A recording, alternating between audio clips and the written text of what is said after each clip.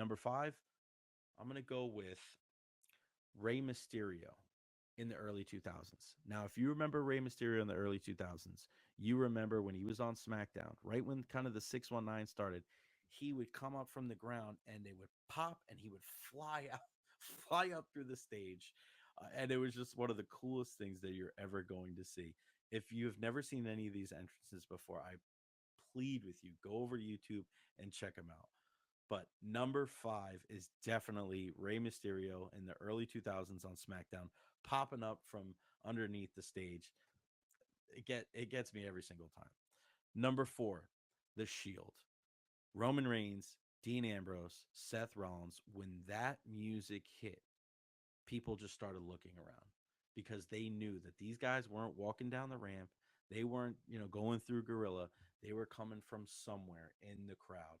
They could be in the same position. They could be in three different positions.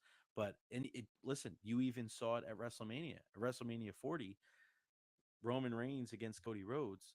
You heard that Shield music go off, and I know you probably thought the same thing. Wait, is John Moxley here? Is Dean Ambrose here? No, it was Seth Rollins, and of course he wasn't 100%. So like the camera, they really didn't help. But I know I wasn't the only person that popped. But that to me is one of the best entrances of all time. Number three, Finn Balor as the Demon. The timing that Finn Balor had during this entrance was impeccable. The way that he would just bring those arms out and the way that WWE would film it so that the lighting would be in a certain spot and all the fans would go back in this at the same time. Then he would go in the ring, do his little thing against the ropes, went up on the turnbuckle, and his dun dun dun dun dun dun dun dun dun dun dun dun dun dun dun, like that crushed it. That was such a phenomenal entrance. And now Finn, he's a heel, obviously, in the new Judgment Day. So we're not going to see that. But I hope before all is said and done, when Finn gets another babyface run down the road, that we see that entrance again because it is one of my favorites of all time. Number three on my list. Number two, I'm going back a little old school here. And I'm going to go with a guy who is not currently in WWE. And I'm going to go with a guy that's currently in AEW. And that is Y2J. Break the walls down. And it was so simple. But him standing right there in the entranceway with his arms out, with those jackets that he had that were lit up with all of the bells and whistles, he was so far ahead of his time when it came to the entrances. And you think of all the returns, like surprise returns.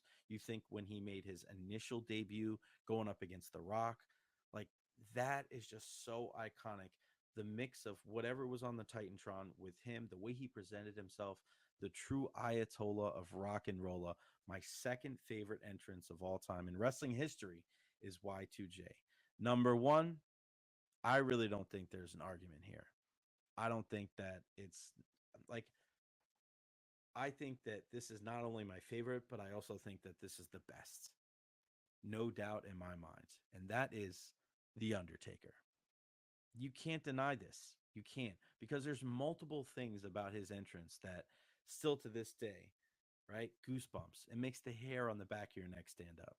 Whether it's the lights going out, whether it's the gong going off, whether it's the druids that are out there with the fire, whether it's the smoke, whether it's the pyro that would come out. I was in the upper deck at Amalie Arena probably 15 years ago for a Monday Night Raw.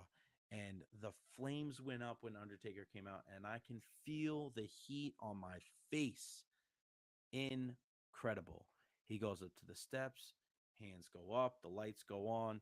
Undertaker, the entrance and the exit. I mean, you think about what he was able to do at WrestleManias. There was just so much. And this was a guy that you think about it now, playing the dead man. Like, how would that go over now? Like, if The Undertaker started in 2024, would that character be over? Would that be believable? I don't know.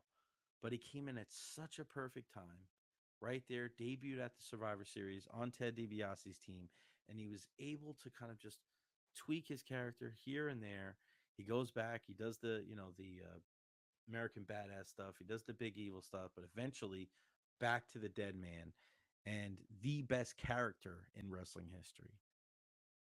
Gotta love the Undertaker.